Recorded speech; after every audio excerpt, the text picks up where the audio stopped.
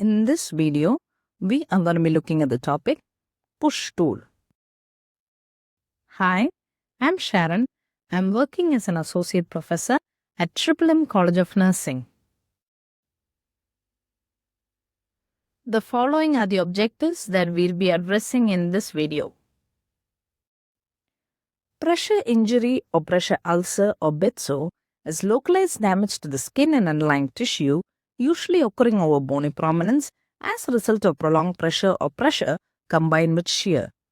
Commonly, it affects patients who are immobile, critically ill, elderly, or the nutritionally compromised.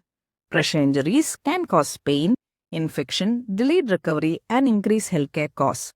Early identification, prevention, and regular assessment are essential to promote healing and improve patient outcomes. Once a pressure injury is identified, it should be staged and the wound size carefully documented.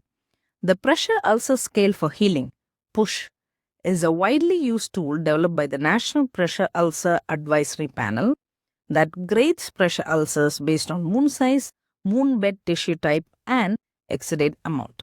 This provides a reliable measure of pressure injury healing over time and accurately distinguishes between healing and non-healing pressure injury.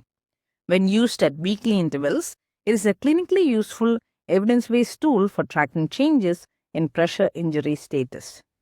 Let's look at the characteristics and directions for scoring. First, we have to observe and measure the pressure ulcer and categorize the ulcer with respect to the surface area, exudate, and type of wound tissue. Then record a subscore for each of these ulcer characteristics and add the subscores to obtain the total score. A comparison of total scores measured over time provides an indication of the improvement or deterioration in pressure ulcer healing. Here, we can see the characteristics and the directions for scoring. Each of it will be detailed in the upcoming slides. The length into the width. Measure the greatest length from head to toe and the greatest width from side to side using a centimeter ruler, and multiply these two measurements, the length into the width, to obtain an estimate of surface area in square centimeters.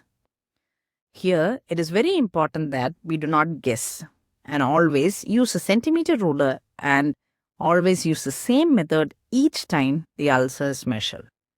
And then, after whichever value it corresponds to, based on that, the value can be put in the subscore. Coming to the exudate amount, estimate the amount of exudate or drainage present after removal of the dressing and before applying any topical agent to the ulcer. Estimate the exudate as 4 categories: none, light, moderate, or heavy. The next one is tissue type. It refers to the type of tissue that are present in the wound or ulcer bed. Number 4 stands for necrotic tissue or eschar. It is a black, brown, or tan tissue that adheres firmly to the wound bed or ulcer edges and may be either firmer or softer than the surrounding skin. Number 3 stands for slough. It is the yellow or white tissue that adheres to the ulcer bed and shrinks, or thick clumps, or is mucinous. Number 2 stands for granulation tissue.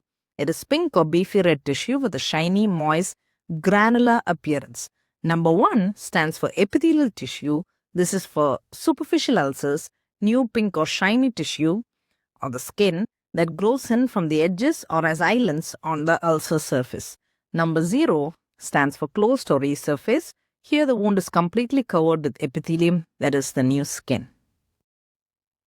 Let's look at the various tissue types. The first one shows the eschar, the second one the slough tissue, the third one the granulation tissue, the fourth one shows the epithelial tissue wound, and the final one shows a closed or resurface wound.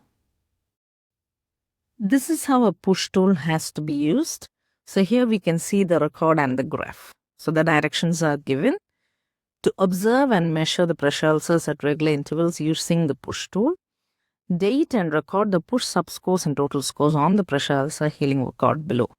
So as you can see, the date can be put and then the length, width, that marking, then exudate amount score and tissue type score can be put and the total score can be marked. And it can go on for the respective shifts. And then graph the push total scores on the pressure ulcer healing graph below. So Based on the scores that are put down here, it can be put as a graph so we can see whether the pressure ulcer score is healing or is it deteriorating. So this will give a better viewpoint for the treating healthcare team to deal with the pressure ulcer so better. Let's look at the advantages. The push tool is simple, quick and standardized. It improves communication between caregivers. It is useful in nursing practice, research and documentation, and helps evaluate the effectiveness of the interventions. Let's look at the role of nurse. It is to perform wound assessment accurately and to use the push tool to monitor progress regularly. Further, to educate caregivers or patients on the importance of documentation and to report and collaborate with the team for improved outcomes. The following are the references for this video.